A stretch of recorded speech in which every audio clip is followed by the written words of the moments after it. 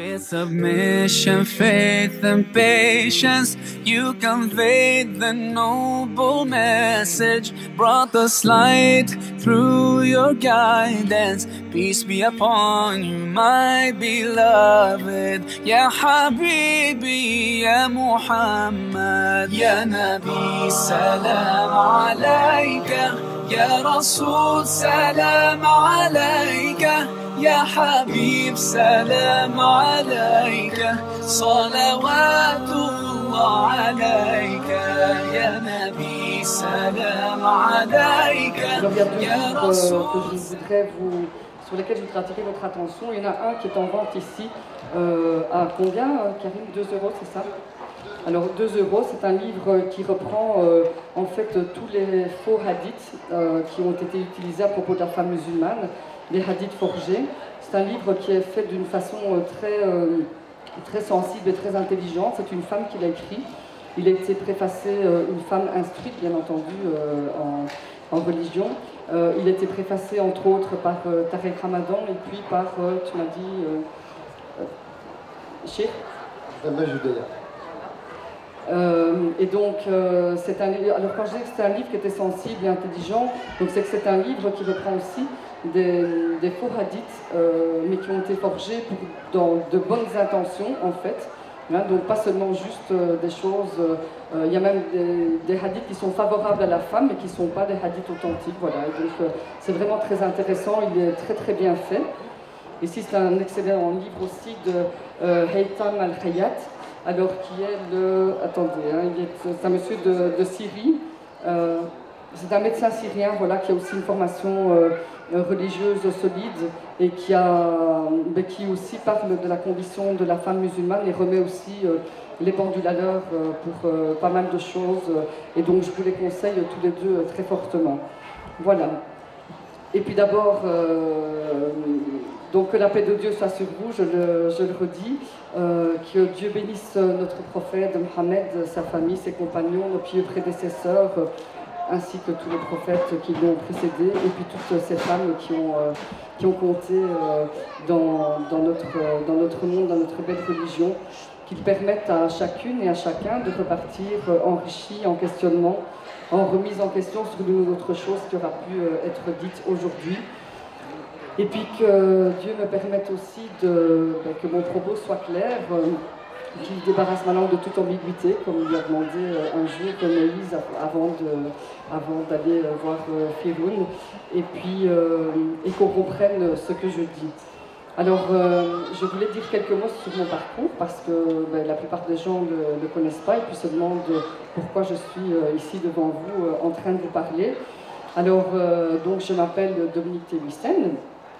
Dieu m'a confié 3 filles, qui sont maintenant des jeunes femmes accomplies. J'ai 2 petits-enfants, blonds aux yeux bleus, et puis bientôt un 3e, Inch'Allah.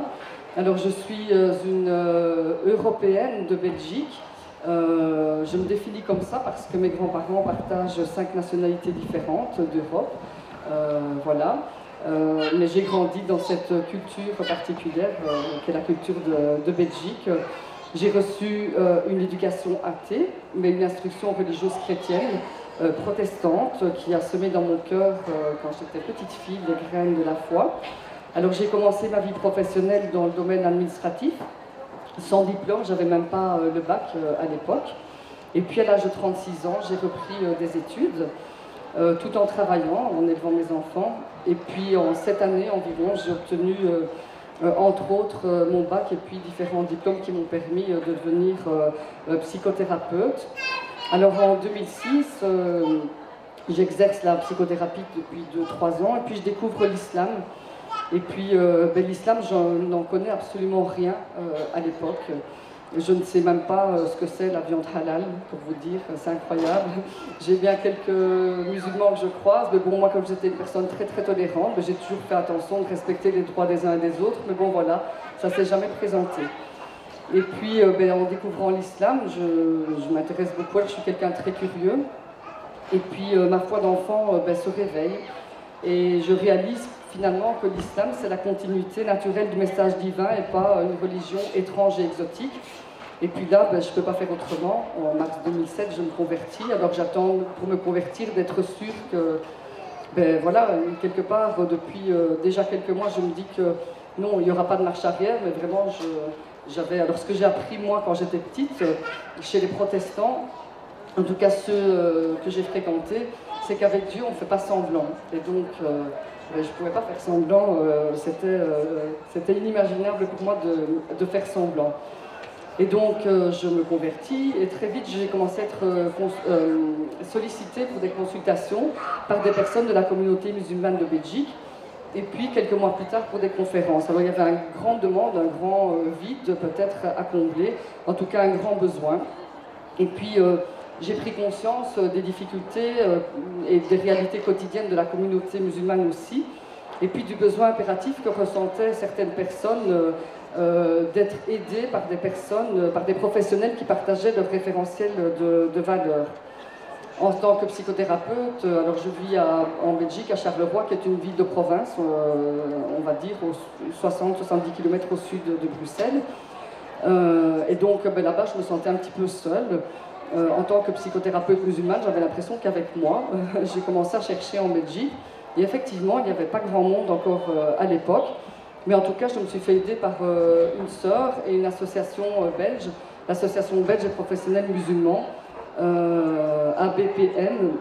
Et grâce à eux, on a pu recruter quelque part quelques personnes qui travaillaient dans la relation d'aide. Et en 2010, on a mis sur pied le réseau Santé mentale et spiritualité en Belgique, qui est un réseau qui met en lien en fait des professionnels de la relation d'aide, et où on établit un répertoire aussi qui permet de diriger les personnes musulmanes qui sont en recherche d'un thérapeute. On a commencé tout petit, avec une petite dizaine de personnes, et puis chaque année on grappillait quelques nouveaux membres parce qu'on en parlait justement dans des conférences, des rencontres, des choses comme ça. Et puis il y a 2 ans, le nombre de membres a été multiplié par 2 en quelques mois, parce qu'en fait, il se fait que de plus en plus de personnes se forment dans la communauté, et que maintenant nous dépassons allègrement 40 membres, et que ça continue de grandir. Alors la Belgique francophone, c'est juste la moitié de la Belgique, c'est gros comme un département français, hein, c'est très petit. Et puis on a fait des envieux, et puis je le dis de façon publique justement pour essayer que des initiatives se créent. Et donc sur Paris, un réseau a été fondé il y a quelques mois maintenant par une sœur qui est psychologue ici à Paris, Linda Benjafer. Il y a certainement des gens qui l'ont déjà entendue. Elle n'est pas ici parce qu'elle est en voyage, mais voilà, je la salue. Et on espère que dans d'autres régions de France, ça se fera, parce que je suis tout le temps interpellée par des gens qui me disent: est-ce que vous connaissez quelqu'un là-bas, là-bas, là-bas? Alors je prends des cartes de visite, mais c'est vraiment des choses voilà, qui restent fort isolées. Alors, parallèlement à tout ça, je me suis aussi attachée à essayer d'établir un dialogue entre le monde religieux et le monde psychologique. Ça, c'est un peu plus ardu, mais on espère qu'on y arrivera. Il y a une première conférence qui a été donnée en février à Bruxelles sur un sujet très sensible, justement à 2 voix, la mienne et celle d'une personne aussi du monde religieux, Yacoub Mahi. Et puis on espère qu'on va pouvoir continuer à avoir cette double lecture sur des questions qui occupent la communauté, et la communauté n'est épargnée par absolument aucun fléau psychologique, ça il faut le savoir, aucun. Alors, chercher des réponses à toutes mes questions, enfin chercher en tout cas des réponses, en trouver certaines, et puis continuer de chercher, mais ça m'a amené à beaucoup lire, à acquérir de façon assez peu académique, mais en tout cas d'acquérir quand même un petit bagage de connaissances. Et puis ça m'a permis en 2011 de remplacer le travail institutionnel que je faisais par l'enseignement de la religion islamique en Belgique dans les écoles. À savoir qu'en Belgique, on a 2 heures de cours philosophiques par semaine qui font partie du programme et qui sont donnés dans la philosophie, dans l'orientation philosophique qui est choisie par les parents. Donc aujourd'hui, mon temps se partage entre cet enseignement de la religion, les consultations de psychothérapie, et puis ce travail que j'essaye de faire dans la communauté, et notamment aussi au travers des conférences et de petites formations à certains moments. Alors quand je me suis convertie, bien sûr, mon univers a pris une dimension supplémentaire, y compris mon univers professionnel. Et cette dimension, ben, c'est celle de la spiritualité. Et cette spiritualité, elle est absolument pas du tout en opposition avec les techniques psychothérapeutiques, bien au contraire. Elle leur a donné une dimension supplémentaire, elle leur a donné plus de profondeur et aussi la connexion avec le Très-Haut sans lequel ben, rien n'est possible et beaucoup de bonheur, alhamdulillah. Notre vie, c'est du mouvement. Et malgré notre besoin de sécurité, on doit accepter que ben, ça bouge et ça évolue sans arrêt. Et sans arrêt, on a à s'adapter à des situations nouvelles. Il faut qu'on travaille aux dimensions, à l'équilibre entre les trois dimensions de notre être. La dimension physique, bien sûr, la dimension psychologique et puis la dimension spirituelle. Et c'est particulièrement vrai pour moi qui suis une psychothérapeute musulmane. Et donc j'ai résumé ça dans une phrase que je vous invite à méditer, peut-être à essayer de mettre en pratique. C'est un esprit sain dans un corps sain pour une spiritualité consciente et engagée. Je pense que c'est vraiment ce qu'on doit tous essayer de faire. Alors aujourd'hui donc, Dieu me fait le cadeau merveilleux de pouvoir aider des personnes à relever la tête après parfois des années de souffrance. Afin qu'elles puissent s'épanouir enfin dans leur relation conjugale ou encore être capables de s'engager dans une relation conjugale, et puis de fonder une famille, puis de vivre simplement la vie qu'elles doivent vivre ici-bas. C'est un travail qui ne peut pas se faire sans amour, bien sûr, au sens universel du terme, évidemment, dans l'amour d'Allah subhanahu wa ta'ala, ça prend une dimension supplémentaire.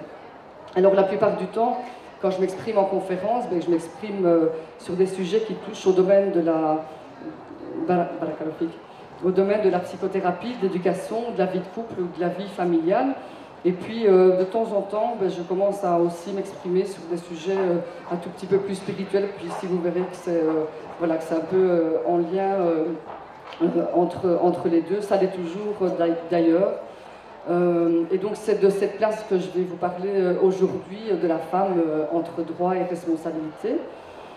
Alors j'ai envie de rendre un tout petit hommage avant d'aller plus loin, c'est que je ne sais pas si vous avez vu passer ça sur internet, ça date de la fin du mois de mars, donc c'est pas très très vieux.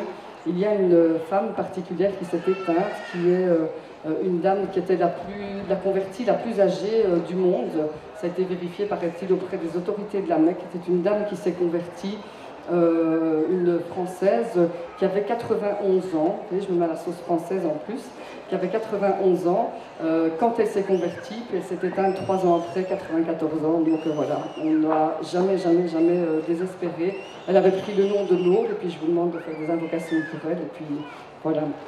Alors, on va en arriver au vif du sujet. De tout temps, dans toutes les cultures, les femmes ont joué un rôle incontournable. Alors, évidemment qu'elles jouent un rôle incontournable, puisque d'abord, elles représentent la moitié de l'humanité, environ, et puis parce que sans femme, il n'y a pas d'enfants, et puis sans enfants, il n'y a pas d'humanité, et puis sans hommes non plus. Hein. D'ailleurs, je ne suis pas du tout en train de dire que les hommes ne comptent pas, mais en tout cas, voilà, la femme a vraiment énormément d'importance. Ce qui est un tout petit peu moins normal, et très dommage, c'est que de tout temps aussi, et dans toutes les cultures, certaines femmes aient été ou soient encore aujourd'hui maltraitées et privées de certains droits les plus élémentaires. Alors on va faire un tout petit rappel et voir en quoi dans la religion musulmane, cette religion justement, ce message divin a joué un rôle primordial dans le rétablissement de certains droits élémentaires de la femme, contrairement à certaines idées reçues. Alors pour l'islam, depuis le tout début de l'humanité, l'homme et la femme sont égaux. Ainsi, Adam et Hawa sont tous les deux responsables d'avoir cédé à la tentation d'approcher l'arbre défendu, et tous les deux seront pardonnés après avoir tous les deux exprimé leur repentir. Plusieurs femmes ont reçu des messages divins leur communiquant un ordre ou une mission particulière qu'elles avaient à remplir, ou bien une information relative à un fait qui devait se passer. Ève, la mère de Moussa, également Assia, la femme du pharaon, ou encore Marie, la mère d'Aïssa, sans oublier Sarah et Hajar, les épouses d'Ibrahim, et puis il y en a eu, et il y en aura encore des femmes qui vont jouer des rôles importants. Dans le Coran, Dieu nous dit qu'il n'est pas un brin d'herbe dont il ne sache ce qu'il devient. Comment pourrions-nous alors imaginer un seul instant que notre noble Créateur puisse négliger les femmes? Alors la situation de la femme dans la société mécoise, anté-islamique, elle n'était pas très enviable. L'histoire de ce peuple arabe, elle prend sa source avec Ibrahim, un des plus grands prophètes, l'ami de Dieu, celui dont le nom est cité le plus dans le Coran. Il a conduit Hajar et son fils Ismaël dans le Hijaz, un endroit désertique, à l'emplacement de ce qui deviendra plus tard la ville de la Mecque, grâce à la source de Zemzem, et que Dieu fera surgir pour permettre à Hajar et à son fils de survivre. C'est aussi Ibrahim qui va y construire la Kaaba, la reconstruire, aidé par son fils Ismaël. Au fil du temps, les hommes vont s'établir à cet endroit, et cet endroit va devenir un lieu de passage incontournable des caravanes qui transportent les marchandises d'une région à l'autre. C'est tout naturellement aussi que la principale source de revenus des tribus arabes qui ont commencé à peupler la Mecque ait été le commerce. On est donc dans une société organisée en tribus. Ces tribus se partagent le pouvoir avec des alliances qui vont se nouer et se dénouer. Et ce sont les hommes, donc les représentants masculins de l'humanité, qui tiennent les rênes du pouvoir à l'époque. Les femmes ont peu de droits et sont en toute grande majorité complètement dépendantes des hommes et sous leur autorité absolue. Deux choses sont révélatrices de cet état de fait, en tout cas c'est les deux que j'ai relevées. C'est d'abord que les femmes font littéralement partie de la succession lors du décès de leur conjoint. Par exemple, il est de coutume à l'époque que lorsqu'un homme décède, eh bien la femme, elle soit tout bonnement héritée par le frère de son défunt mari au même titre que les biens. Hein, on ne lui demande pas son avis. Et puis, il est aussi dans cette société-là primordial que les hommes engendrent des héritiers mâles, à tel point que quand il y a une petite fille qui naît et que vraiment c'est trop difficile, eh bien les petites filles sont tout bonnement, pour certaines, enterrées vivantes. Alors bien sûr, il y a des exceptions. Il y a Khadija, notre mère Ratou, que Dieu soit satisfait d'elle, qui est une riche commerçante, qui est respectée et qui deviendra la première épouse de notre bien-aimé prophète sallallahu alayhi wa sallam. Et c'est d'ailleurs sans doute pas un hasard si c'est précisément cette femme, justement, qui deviendra cette première épouse. Il y a peut-être, on peut imaginer, une volonté divine là de faire passer un message par l'exemple même de notre messager, pour compléter et illustrer ce message qui va être transmis aux hommes et les valeurs fondamentales que ce message sous-tend. Alors, tout au long de la révélation, on va assister à une véritable révolution pour les femmes. Le sort de ces femmes va être complètement changé. Tout d'abord, comme je le disais il y a une minute, le prophète sallallahu alayhi wa sallam épouse une femme intelligente, indépendante et pour laquelle au départ il travaille. C'est son employeuse, si on peut mettre ça au féminin. Il va former avec elle un couple uni pendant 25 ans jusqu'à sa mort à elle. Et puis elle sera aussi la toute première à se convertir à l'islam dès les débuts de la révélation, après environ 15 années de mariage. Donc on sait que si on pouvait considérer que le prophète sallallahu alayhi wa sallam ne s'est pas converti à l'islam, que la toute première personne qui lui a succédé est une femme. On a aussi une femme dans les tout premiers temps de la révélation, Soumaya, qui sera une des toutes premières martyrs de l'islam dans ces toutes premières années de la prophétie. Et puis au travers de la révélation, les Mécois vont être régulièrement interpellés quand on sort qui est réservé aux fillettes qui sont enterrées vivantes et à leur rapport aux filles également. Alors dans la sourate At-Takwir, qui dit lorsqu'on demandera à la fille enterrée vivante pour quel crime elle a été tuée. Ça c'est la 7e sourate qui a été révélée dans le Coran, donc on est très très tôt dans la révélation et déjà les Mécois sont interpellés par rapport au sort qu'ils réservent aux femmes. Et puis un peu plus tard, la 63e sourate qui sera révélée, alors les premières sont toutes les petites sourates pré-égériennes, donc c'est la sourate l'ornement, lorsqu'on annonce à l'un d'eux la naissance d'un enfant, du sexe qu'il attribue au miséricordieux, donc une fille, il passe toute sa journée le visage sombre et le cœur serré. Quoi engendrer un être qui sera élevé dans les colifichets et qui ne pourra même pas, dans une dispute, se défendre par des arguments clairs et précis.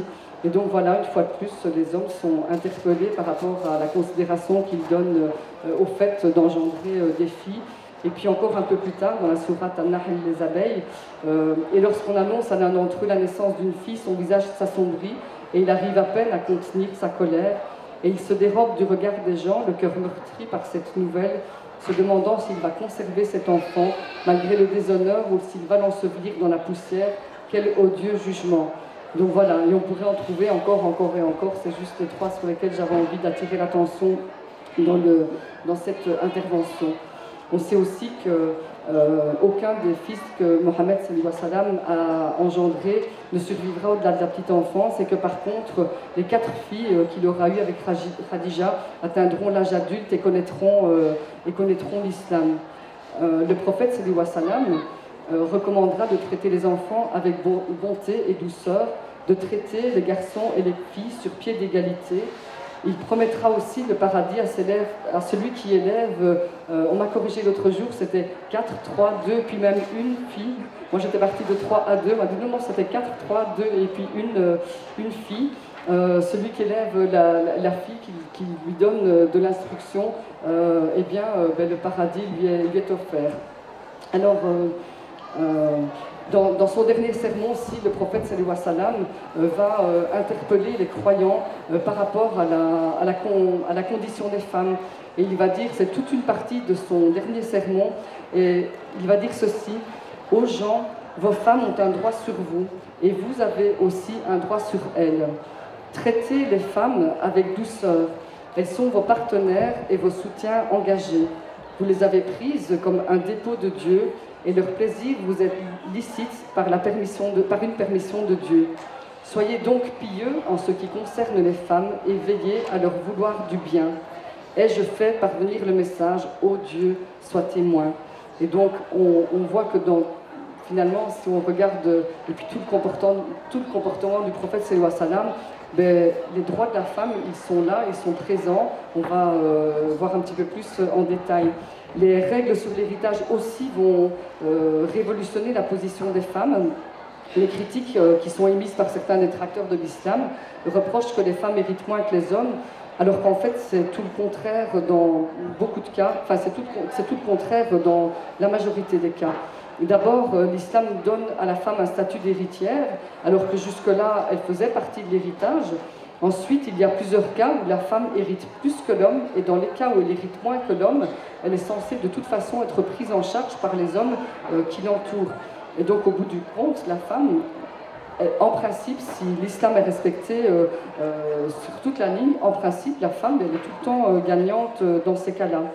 Alors, un autre point aussi important, c'est que lorsque les femmes vont exprimer une certaine frustration tout au long de la révélation, en disant « mais ton message, Ya Rasoul, il s'adresse qu'aux hommes », eh bien on va avoir des versets qui vont être révélés et qui vont être chacun formulés au masculin et au féminin pour tout ce qui concerne, on va dire, croyants, croyantes, etc. etc.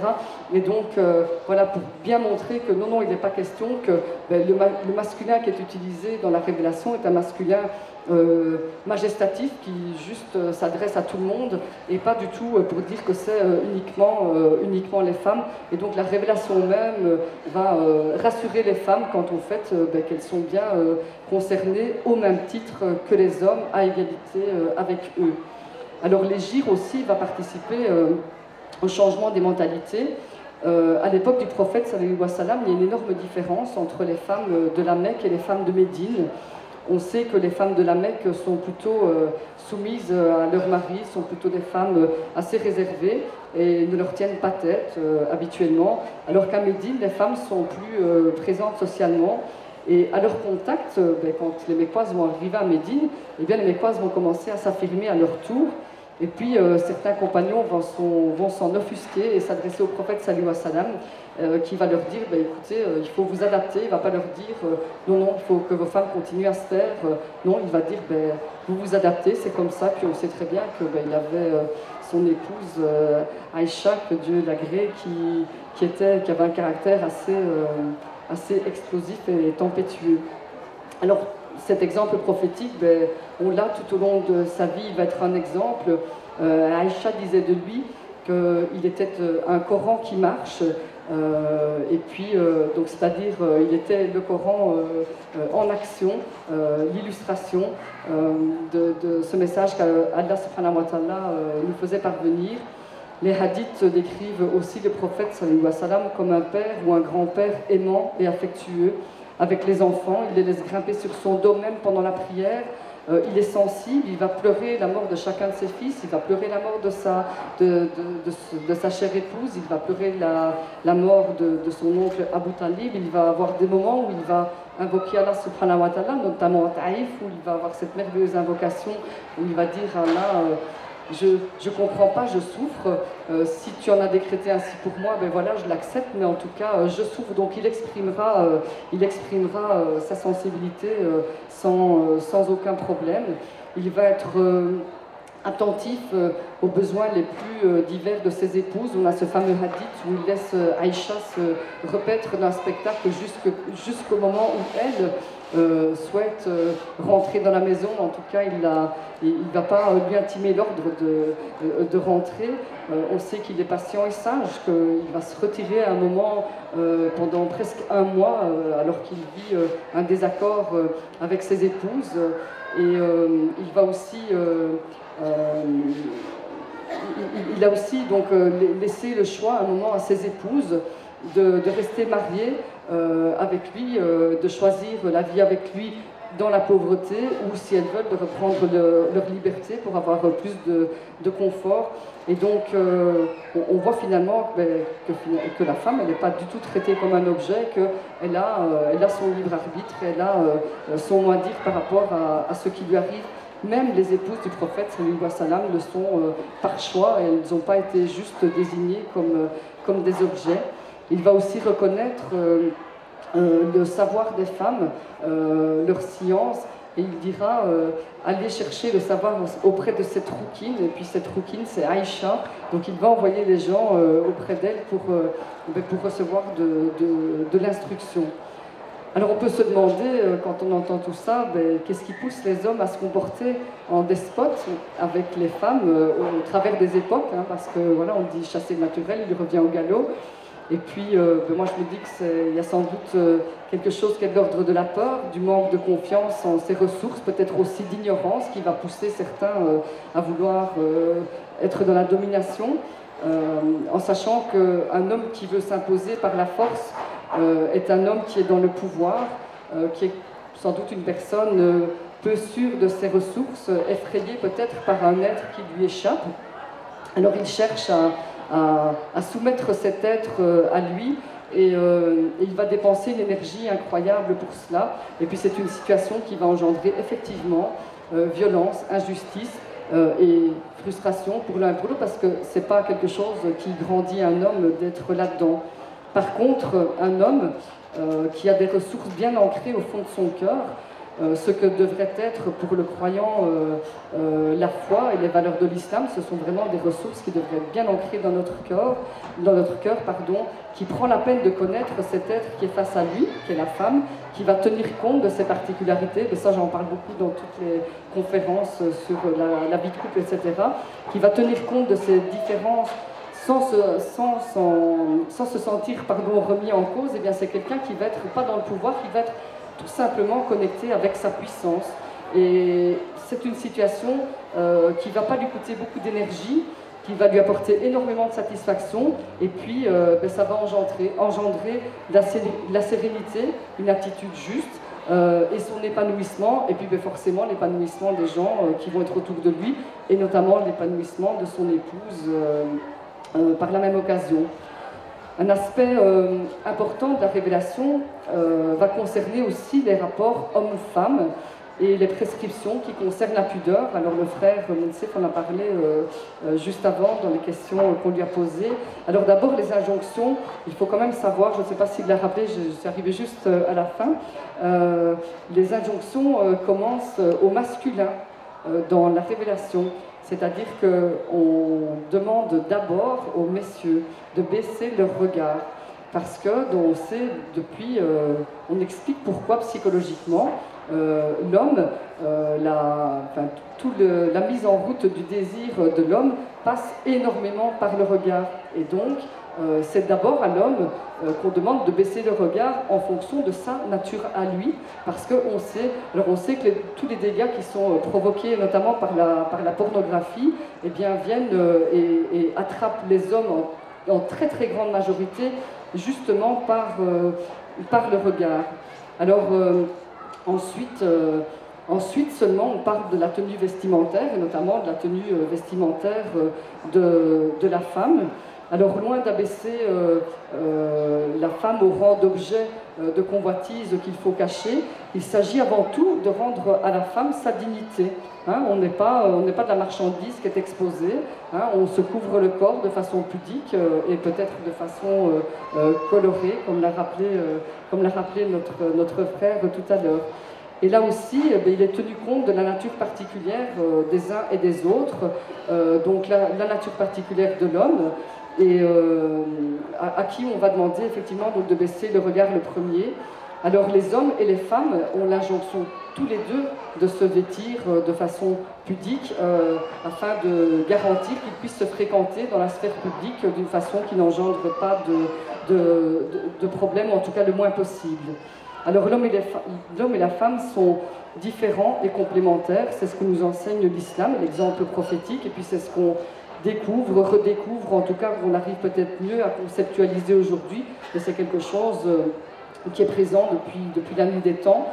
Chacun d'entre eux est doté de qualités qui lui permettent d'accomplir sa mission particulière sur Terre. Ainsi donc, on a les hommes qui ont tendance à être monotâches, parce que les hommes ont besoin d'être tout entiers à ce qu'ils font, peut-être pour ne pas être complètement envahis par l'émotion, lorsque les hommes doivent chasser, se battre. Alors je viens à des choses un peu archaïques, parce que c'est de là qu'on vient finalement. Aujourd'hui, ça s'est un peu transformé en costard-cravate, et puis je monte dans mon 4x4 et je vais faire mes affaires. Mais bon, à l'époque, on était avec une nécessité de pouvoir aller à l'extérieur et physiquement, effectivement, se charger de rapporter la nourriture et aussi de défendre le territoire, le foyer, etc.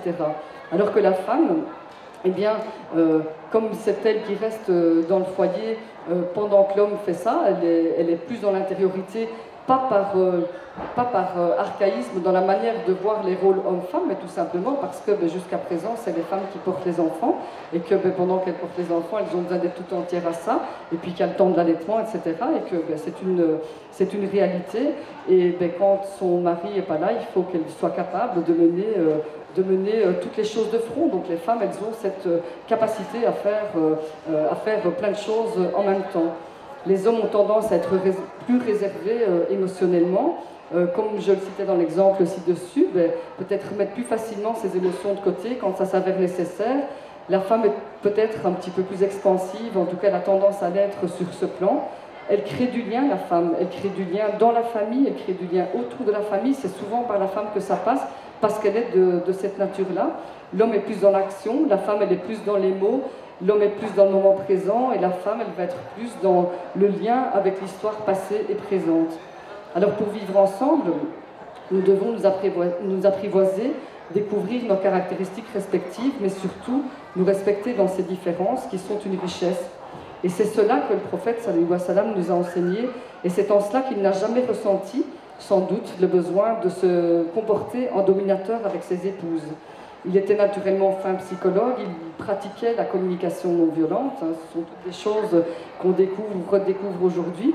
Il pratiquait une pédagogie positive, il appliquait un fonctionnement démocratique avec ses sahaba, il appliquait aussi une politique socialiste et écologique. Je vais jusque-là parce que c'est vraiment comme ça que ça fonctionnait du temps du prophète sallallahu alayhi wa sallam. Il donnait leur juste place aux femmes également. C'est toutes des choses qu'on a l'air de découvrir aujourd'hui, et elles sont en fait l'essence même de notre religion, et il faudrait vraiment qu'on puisse s'en rappeler. Alors la femme musulmane, elle remplit des rôles différents. Il y a tout d'abord le rôle de mère, alors pas parce qu'on veut ramener la femme juste et la réduire à ce rôle-là, que du contraire, mais que se rappeler aussi que derrière chaque être vivant, il y a une femme Il y a d'abord sa mère. Si vous n'aviez pas de mère, vous ne seriez pas là aujourd'hui, les hommes comme les femmes. Et chaque femme à qui Dieu permet d'être mère, eh bien, elle a donc ce rôle à accomplir en priorité. La femme musulmane, elle est aussi bien d'autres choses. Elle est aussi une citoyenne de préférence engagée. Alors quand elle élève ses enfants, elle élève des futurs citoyens. Chaque geste de sa vie quotidienne révèle les valeurs de l'islam, une bonne gestion, une nourriture saine, l'écologie, le partage, ce sont toutes des choses qui sont transmises au travers de l'éducation. Alors, aussi bien l'éducation du père que l'éducation de la mère, mais c'est vrai que parfois on se dit que oui, mais quand c'est un petit enfant, on le nourrit, etc., etc., mais on sait qu'au travers de tous ces gestes-là, il y a plein de valeurs qui vont passer. Elle est aussi, la femme, un être spirituel, responsable de son propre salut dans la vie dernière. Ça, c'est aussi quelque chose qu'il est important de se rappeler. Il y a parfois certaines visions de l'islam, on a l'impression que c'est presque le mari qui va ouvrir la porte du paradis à sa femme. Ben non, on a toutes à travailler à notre propre salut. Dieu nous rappelle dans le Coran que chaque âme sera rétribuée selon son propre mérite. Elle participe à la transmission de la religion aux enfants et elle est un exemple pour eux, tout comme son mari. Elle est aussi une épouse. Sans couple, il n'y a pas d'enfant, il n'y a pas de famille. Et elle partage avec son mari les différentes responsabilités dans la gestion de la famille. Moi, j'aime bien avoir cette vision de me dire que il y a, pour un foyer, même un foyer musulman, et peut-être surtout un foyer musulman, il y a un ensemble de choses à assumer, et puis on se répartit les tâches ensemble. Il n'y a rien dans la religion qui dit qu'il faut absolument que ce soit la femme qui cuisine ou la femme qui fasse le ménage. Il y a des choses qui peuvent se partager, qui peuvent se répartir de la meilleure façon. On sait que le prophète, sallallahu alayhi wa sallam, quand il rentrait chez lui, il aidait ses femmes au ménage, il raccommodait ses vêtements lui-même, il recousait ses boutons lui-même. Parfois, par provoque, là je demande un petit peu aux frères, tiens, et vous, qu'est-ce que vous faites, qu'est-ce que vous appliquez dans cet exemple prophétique? Et puis, c'est pas pour ça qu'un frère qui fait pas ça n'est pas un bon mari. Il peut être un très bon mari, un très bon père, à condition de faire autre chose quand même du même ordre, il me semble, en tout cas de s'impliquer à 100%. La femme a aussi des compétences à mettre au service de la collectivité. Dieu nous dit transmettez ne fût-ce qu'un verset. On sait que quand on a une connaissance, eh bien, il faut la transmettre, et cette responsabilité, la femme, elle l'a aussi, dès que ses obligations, bien sûr, familiales le lui permettent. Si on part du principe que la priorité de l'homme est de gagner la vie du foyer, de gagner le revenu, et que la priorité de la femme est de gérer l'intérieur, d'accord, mais dès que c'est possible, la femme aussi, elle doit pouvoir transmettre, et peut-être que là aussi, les frères ont certaines responsabilités de leur faciliter les choses. Il y a des frères qui le font, je sais qu'il y a des sœurs qui sont là aujourd'hui et qui étaient là hier parce que leur mari a offert gracieusement et généreusement de leur garder les enfants pour qu'elles puissent assister à des conférences. Et puis je connais des couples qui ont fait l'inverse, où c'est un qui a gardé les enfants hier et puis l'autre aujourd'hui, voilà, pour que chacun puisse accéder à égalité au savoir et à la rencontre et à la vie sociale. Alors on ne doit pas perdre de vue que l'objectif de notre vie sur Terre est d'arriver à susciter la miséricorde d'Allah subhanahu wa ta'ala, afin que nous puissions chacun et chacune, je vous le souhaite à tous, entrer au paradis. Et pour cela, les hommes et les femmes doivent apprendre à travailler de façon complémentaire, ils doivent s'entraider, se soutenir. Mariés, ils sont un vêtement l'un pour l'autre, et Dieu leur a donné entre eux la miséricorde et la tendresse. Non mariés, les hommes et les femmes sont frères et sœurs en islam. À ce titre aussi, il est indispensable que les uns et les autres donnent aux uns et aux autres leur juste place, et que chacun prenne aussi sa juste place. Et si une injustice est commise dans ce domaine, eh bien, il faut tout mettre en œuvre aussi pour la réparer. Les humains ont été conçus par Allah subhanahu wa ta'ala pour vivre en groupe. Un humain seul est un humain mort. Même si on a l'illusion aujourd'hui qu'on peut vivre seul, c'est pas vrai.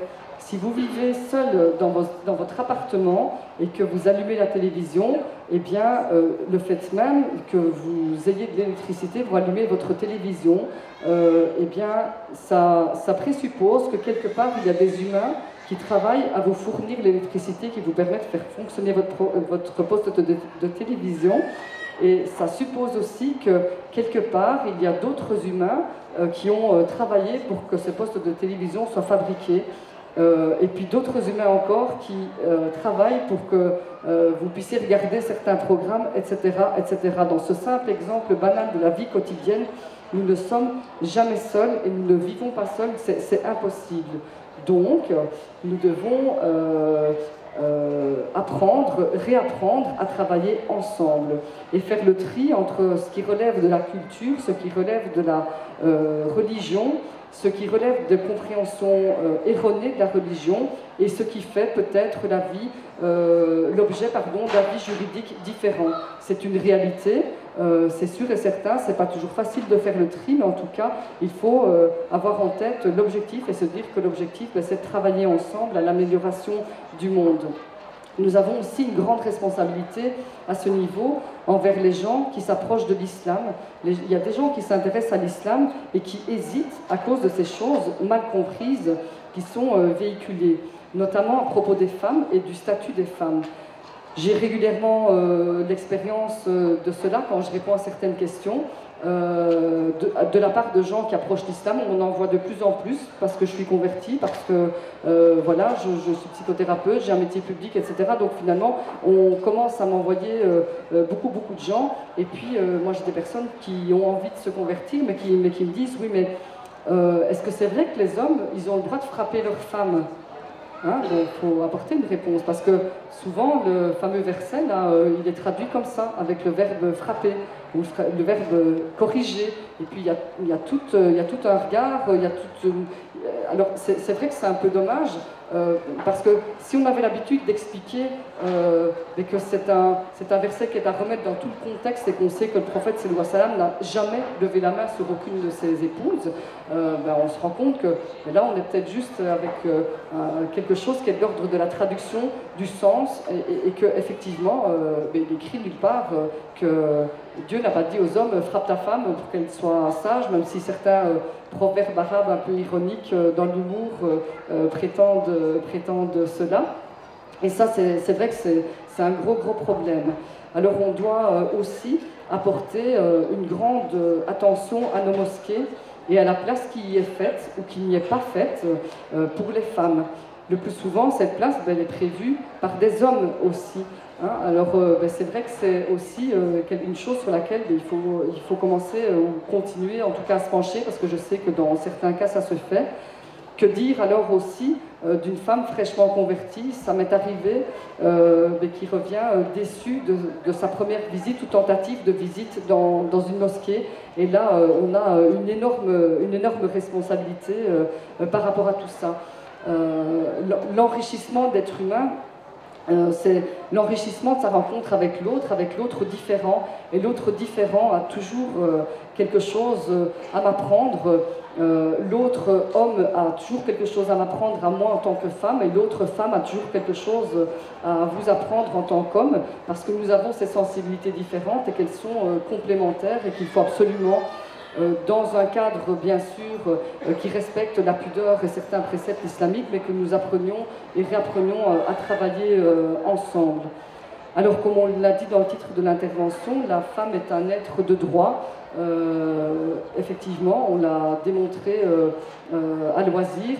Elle est aussi un être de responsabilité, parce que dans toute notre vie, qu'on soit homme, femme ou enfant, à chaque droit correspond un devoir, une responsabilité. La femme est bien sûr un être précieux, comme toute la création d'Allah subhanahu wa ta'ala, et il faut le rappeler à propos de la femme pour contribuer à restaurer ou à maintenir la certitude qu'elle est un être entier, accompli, plein de ressources, un être de devoir et un être de droit au même titre que l'homme. Chacune d'entre nous, ça c'est pour les femmes, doit prendre conscience de ses potentialités et les développer pour prendre sa place active dans la société. Bien sûr, ça concerne aussi les frères, mais là, comme on parle de la femme, je mets un peu plus l'accent sur la femme. À quelque niveau que ce soit, il faut qu'on prenne cette place active dans la société pour mieux servir notre Créateur, Allah subhanahu wa ta'ala. Il est une réalité à différents niveaux qui a tendance à nous placer tous et toutes dans une certaine passivité. C'est que nous vivons dans un monde où nous sommes poussés dans cette passivité, nous sommes poussés à nous endormir, à endormir notre réactivité pour nous faire consommer et accepter énormément de choses. C'est-à-dire que dans cette consommation effrénée, on est obnubilé par le fait de posséder, on est obnubilé par le fait d'acheter du plaisir, d'acheter de la détente, et puis pour finir, on en oublie l'essentiel et on finit par accepter n'importe quoi. Nous avons du coup tendance à nous déresponsabiliser et nous prenons des assurances pour énormément de choses.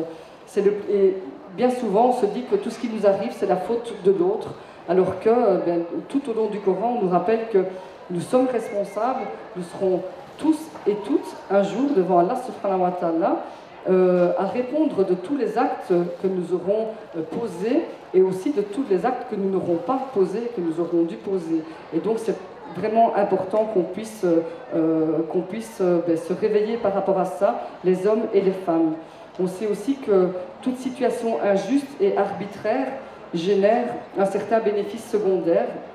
Si quelqu'un décide tout à ma place, eh bien, si j'ai plus le droit de choisir, ok, je vais peut-être être un petit peu en colère, mais en même temps, certaines personnes peuvent glisser tout doucement dans cet état-là et puis s'y complaire parce que ça nous dispense aussi de toute responsabilité. On est dispensé du devoir de porter le poids de mes choix, le poids de la responsabilité de ce que j'aurais fait. Donc ne rien faire et me laisser sous la dépendance de quelqu'un, ça a finalement aussi des bons côtés. Et l'être humain en général, l'être humain, donc la femme aussi, peut s'habituer à cette déresponsabilisation, et la femme, elle est avant tout cet être humain qui peut aussi à des moments s'habituer à cette déresponsabilisation. Alors certaines, par facilité, par résignation, par habitude, choisissent de prendre la voie de la facilité, encouragées par tous les messages qu'on entend. Il y a cette ambiance dans la société, mais aussi ce qui est dit dans ces fameux hadiths parfois qui sont forgés. Et puis dans cette atmosphère générale, on a des femmes qui renoncent à être à leur place, qui renoncent aussi à prendre leur place. Et puis parfois on assiste à un jeu de réflexion où les hommes d'un côté disent mais nous on veut bien laisser la place aux hommes, mais quand on leur propose de venir, elles ne viennent pas. Et puis on est un peu à se rejeter la balle l'un l'autre en se disant mais si les femmes ne sont pas là, c'est parce qu'elles ne viennent pas. Oui, mais si nous on n'y va pas, c'est parce qu'on ne nous donne pas notre place. Et puis finalement on se dit que ça serait peut-être bien qu'on arrête un petit peu tout ça et puis qu'on essaye de recommencer à travailler ensemble. Dieu nous dit aussi tout au long du Coran, réfléchis. Il évoque régulièrement les gens doués d'intelligence, il s'adresse à eux plusieurs fois dans le Coran en ces termes. Et c'est vrai que ne pas utiliser son plein potentiel, moi j'estime que quelque part c'est aussi peut-être une insulte qu'on va faire à la création d'Allah subhanahu wa ta'ala. Si Allah nous donne des potentialités, on est obligé de s'en servir, toutes et tous, qu'on soit homme ou qu'on soit femme. Quand on a du potentiel, eh bien, il faut le mettre au service de la communauté, il faut le mettre au service de la connaissance, au service de la science et contribuer au changement du monde. Alors il faut, pour changer, il faut aussi que les choses elles prennent du sens pour nous. C'est quelque chose qui est très important. Nous sommes des êtres d'intelligence, des êtres de sens. Et c'est vrai que pour que les choses puissent prendre du sens pour nous, eh bien, il faut qu'on apprenne, qu'on continue à apprendre et qu'on avance. Dieu nous demande d'être en chemin. La ligne d'arrivée n'est probablement pas de cette vie-ci. En tout cas, la ligne finale, elle n'est pas de cette vie-ci, ça c'est sûr et certain. Elle se situe dans l'au-delà. Et on ne peut que l'imaginer malgré toutes les descriptions qu'on en a. Tant qu'on n'aura pas vécu les choses, on ne saura pas. Et on peut œuvrer au maximum, pour s'en rapprocher au maximum pendant notre vie terrestre. Nous serons tous et toutes jugés sur nos efforts, sur notre travail et pas sur les résultats obtenus ici-bas. Ça c'est quelque chose qui est important, c'est que ces résultats n'appartiennent qu'à Allah subhanahu wa ta'ala, mais qu'il faut qu'en attendant nous travaillions. Quelle que soit la manière dont nous envisageons de tenir notre rôle et les nuances que peuvent engendrer nos différentes sensibilités religieuses, parce que ça c'est aussi une réalité, la femme en tout cas n'a rien d'un être passif. Et si elle devient un être passif, il faut qu'elle se soigne. La patience, sabr, qui est recommandée en islam, elle n'a aucune commune mesure avec la passivité. S'il y a des difficultés qui surviennent, nous devons les aborder, nous devons tenter de les résoudre. Et si des blessures psychologiques nous empêchent de nous épanouir, eh bien nous avons la responsabilité de prendre soin de ces blessures psychologiques. C'est Sartre, je pense, qui disait que nous ne sommes pas responsables de ce qui nous est arrivé, mais nous sommes responsables de ce que nous allons faire de ce qui nous est arrivé.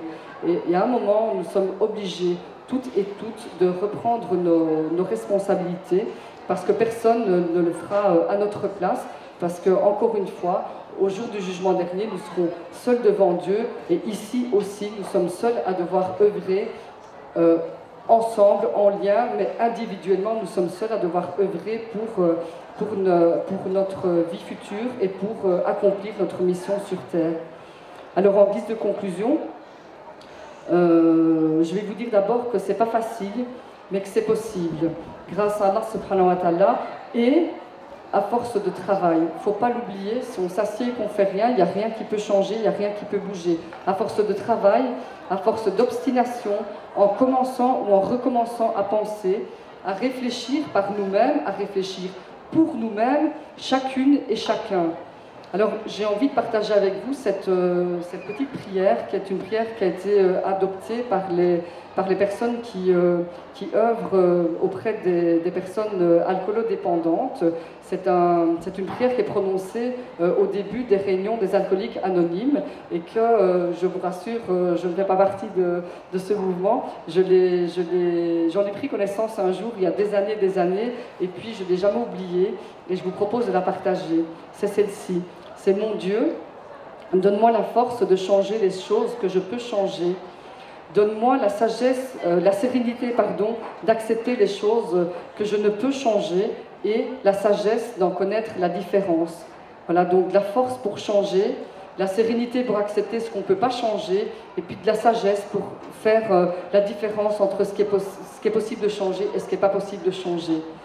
Et puis, un autre petit texte que j'ai glané sur Internet, mais que je trouve vraiment magnifique, que j'ai envie de partager avec vous, c'est celui-ci. La femme fut créée à partir d'une côte de l'homme, pas d'une partie de sa tête pour être supérieure à lui, ni d'une partie de ses pieds pour être inférieure à lui, mais d'une de ses côtes pour être son égale, sous son bras pour être protégée et près de son cœur pour être aimée. Et Dieu est le plus savant. Alors je vous rappelle un esprit saint dans un corps sain pour une spiritualité consciente et engagée. C'est tout ce que je vous souhaite, mes sœurs et mes frères. Que Dieu nous aide, que Dieu vous aide, chacune et chacun, à accomplir votre plein potentiel sur cette terre et vous accorde le meilleur dans l'au-delà. Qu'il me pardonne mes erreurs et mes manquements. Il est le plus savant et ce n'est que par lui que nous pouvons accomplir la moindre petite chose sur cette terre. Qu'il me permette de continuer d'accompagner jour après jour au mieux mes frères et mes sœurs qui s'adressent à moi, qui me demandent de l'aide, qu'il ouvre les cœurs afin que nous apprenions à le servir ensemble, en unissant nos forces plutôt qu'en nous dispersant. Je vous remercie de m'avoir écouté. Salam alaikum wa rahmatullahi wa barakatuh. Inch'Allah, Inch'Allah, you'll find your way. Inch'Allah, Inch'Allah, Inch'Allah, you'll find your way. Every time you commit one more mistake, you feel you can't repent and that it's way too late.